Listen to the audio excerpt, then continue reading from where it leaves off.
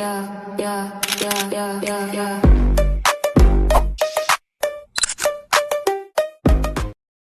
Hi, my name is Irene. Welcome back to my channel. I create motherhood, lifestyle content, and real life experiences as a young mom. So, in today's video, I want to tell you guys how I became pregnant at 22 years old, gave birth at 23. You heard me right. Gave birth at 23 and still in school. And before I start, if you hear some baby crying on the background, that's my baby. I didn't have any other good time to shoot this video because if I start doing it when he's asleep, he's going to wake up. I hope you can hear me, guys, and forgive me for this. I really wanted to give you this story, but this is the right time. So uh, let me start. But I'm doing a video.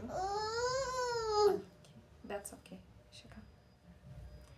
So I want to tell you with how I found out, the emotions, the people I told, the aftermath of that.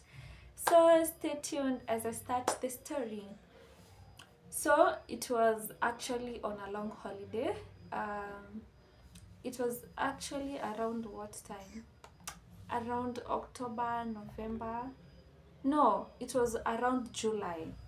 That's when I was on a long holiday. I had gotten a job on a long holiday at a travel company. So the way I found out, it was like one evening. I was seated on my bed. It was 3 days after I noticed that I have not yet seen my periods, and I was scared. I was nervous. I don't know. I was just feeling like, oh my god, am I going to be pregnant? No, I don't want to be pregnant. So that evening, I just actually went outside. It was around 9 p.m. I went and purchased a pregnancy kit, came back, tested, and guess what? It was reading that I was pregnant. Yes, I was pregnant. I really cried, cried. And remember, I was going to work the following day. So I actually went with very, very swollen eyes because of crying last night. And oh my god, it was so hectic. It was so hectic. I didn't know what to do. And I was all alone. So after finding out that it's positive, I relaxed a bit after crying for a really long time. And the first person I told that I'm pregnant was my friend Vicky, and oh my god, I was so scared. I didn't even want to tell anybody that I'm pregnant, and the the aftermath of like telling people you're pregnant, you know how they will judge you. They will be like, oh my god, you're in school, blah blah blah. But she handled it so well. She told me it's okay. What do you want for this moment? And Vicky, if you're going to watch this, I really appreciate what you did for me. That bit of encouragement helped me so well, so well. And the next person I told the same night, it was actually my partner. Oh, I told him that I didn't actually tell him. I sent him a photo of the kit with reading positive reading positive results, and he was like, oh my god, are you serious? He called me immediately. I didn't pick up, so I didn't want to pick anyone's call. I did not want to respond to anyone. People were knocking on my door and I could not even open. I was really feeling so, I don't know, nervous, so ashamed. Oh my god, you're going to find out that I'm pregnant. And again, at around midnight is when actually my partner called again. Now this time I did take respond to the call, I responded and I was like, hello. He told me, it's okay, I love you so much, and I declined the call again. I was so scared, guys. That part is so scary. Like telling the person you've been with that you're pregnant and you don't know what they are going to say or how they are going to react about the same is such, it's a big part, guys. And if you're there and you do not have any support, I'm so sorry, but you got this. If you decided to go ahead and keep the pregnancy, I'm so proud of you. You did it, and just know you're a strong woman. Back to the story. So, after I declined the call again, now I slept. I didn't want even to talk again. I slept at around 5 a.m. I did not sleep from midnight to 5 a.m. So at 5 a.m. is when I actually got some sleep and I just slept. Because I was going back to work the following day and I didn't want to go with a lot of emotions to workplace, and I am at the front desk and I don't know what people are going to see. My swollen eyes, face, because you wake up with, I don't know what, it's so hard. So after going back to work the following day, it was it, and that was the start of my pregnancy journey. It was hard at first because I really had a bad backache. It was very severe. I used to lie on my desk sometimes, and sometimes I could be questioned, and you cannot say like I'm pregnant at that time. No. So going forward, after that, I did continue with working until it was time for me to go back to school. You see, and that time I'm also taking an online class at ALX. I think you know about ALX. I don't know. You can just look or check about that. I was taking an online course, I'm working, and then I've gone back to school. So after going back to school, that time my katami is not big, it's not even visible. So I was going to work, going to school. I had some other things I was doing also. Oh my god, it was such a busy time. Hard, but again, I would say I was a bit lucky because I didn't have really severe pregnancy symptoms except that of the backache. So I was able to do a few things, and I continued with school. Again, it was time to do my exams. That time I'm going to class. My belly is now all over.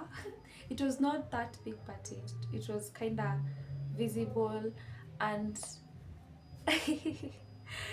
I really struggled to hide that pregnancy from my classmates, but some people really do, and they do notice so fast. Some people would tell me, others would not, but it reached a time that I was just going for some few times because, again, I had a lot of online classes than physical. I really was lucky about that. I also had like a really good friend. She was called Stacy. Oh my god. That girl is a darling. She really helped me. She was sending me assignments. She was even helping me do my projects. At your final year, you have to like do those projects, blah blah blah. She was helping me do that. She could even help me type. Oh my god, because I didn't used to go for so many times, and even the project teachers lecturers would call us to go and have a sit down and explain how we are going to go about the project. So she could actually write, send me, and then I do what I'm able to do, and then what I'm not able to do, I would just tell her, can you please help me? And she would never say no to that. So Stacy, again, I'm so grateful for that moment. I mean, I was just so lucky to have such kind of people around me. And after that, time went, and it was now time to do um, no, it was actually not time to do the exams yet.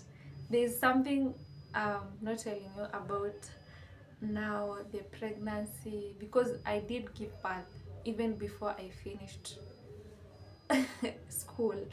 I did give birth around, now it was 2025. I did give birth at around June. That's when I gave birth. And the exams were in July, the other July now of 2025. That's when I was going to do my final exams. So at that time, I gave birth before, and oh my god, it was so hard. It was so hard because I gave birth 2 weeks, 2 weeks, 2 weeks before, 2 weeks before the exams time. So I have my baby now, and I'm at home. People are going to prepare for exams. They are going to study as groups. I'm at home with my baby, with a lot of sleep deprivation, with a lot of emotions. I'm healing. I'm in pain. Oh my god. I gave birth normally, actually, and it was so bad because I was not dilating, and I had to be induced. But I'm going to give that story in the next episode, so keep it locked. So it's this time now, I have a baby 2 weeks before my exams, and I struggled. I did well. I had a support system. I had my sister. She used to come cook for us, and she also used to wash my baby's clothes. She used to take care of me. So my sister, oh my god, she did help me so much, and I'm very much grateful for that. And also my partner was on a leave, a paternity leave, so we did used to help each other on that. I'm so grateful, my sister. Oh, again, after I was done with that 2 weeks postpartum, now it was time to go and do my final exams. And I was going with my baby.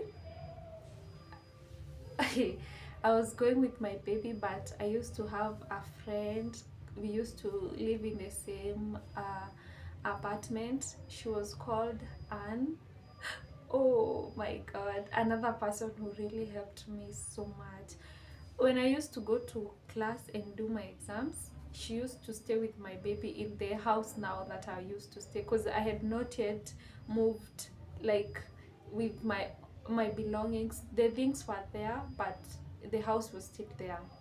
So I used to go there in the morning. I prepare the baby, I pump my milk, I give it to her, then she would stay with the baby, feed her, and I do finish my exams. That time my breasts are so, oh my god. If you're in school, gosh, do school. Just do school. Don't do any other thing. But again, if you have found yourself in that situation like mine, you're doing great. And if you have help, kindly do the best to do your best. Just focus on your well-being and whatever goals you have. Again, if you're in that situation of school and motherhood, you're doing great, mama, and don't stop dreaming. Just focus, do everything. And if you do not also have support, it's not the end. if you are able to do it alone, and you can be able actually to manage yourself even with a baby, do it, girl. Do it, because the moment that baby comes, your dreams don't stop being dreams. It's just that the priorities are the ones that change, but you should not stop dreaming. You should focus, just continue reinventing yourself.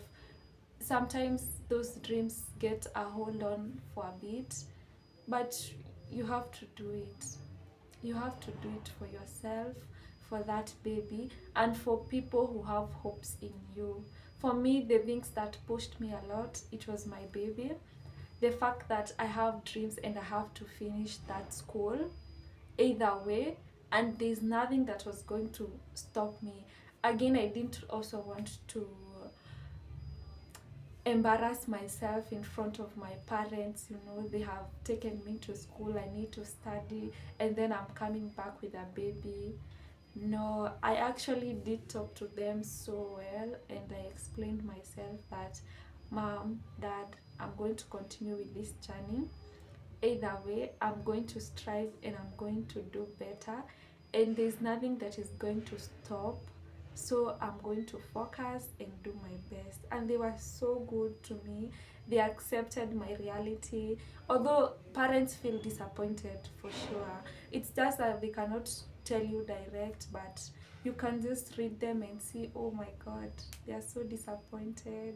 And but just push through. If you have help, accept help at the right time, and just focus on yourself. Just do it. Do it. It doesn't matter how you're going to do that, but do it. Do it. There's going to be a way. And again, the thing that you're going to put first is God. God makes things happen, and at the right time, that's when He makes everything beautiful. And He's going to make that thing beautiful for you.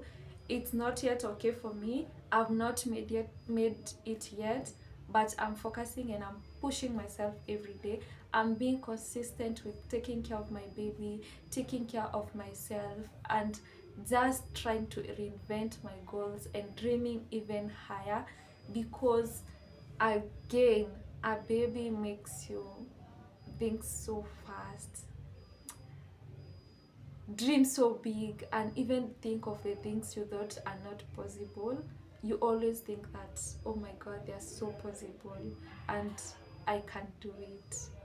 So guys, thank you so much for watching. If you're in that situation, or you're just watching me or my journey, I'm so grateful. And if you do not have any kind of support, kindly, I will leave my link, my Instagram link on the description. You can talk to me, and if you really need to talk out something, let me know how your journey was, how far you are, if you're pregnant, and how motherhood has been for you. And if you're not yet a mother and you're really enjoying my journey, thank you so much, and let's grow together. And I'll see you. I'll continue with this episode, but you can tell me what to do next. If you want to know my delivery and birth story, if you want to know about how motherhood was at the beginning and everything postpartum, I'll be here, and stay locked and tuned in. Bye. I love you guys.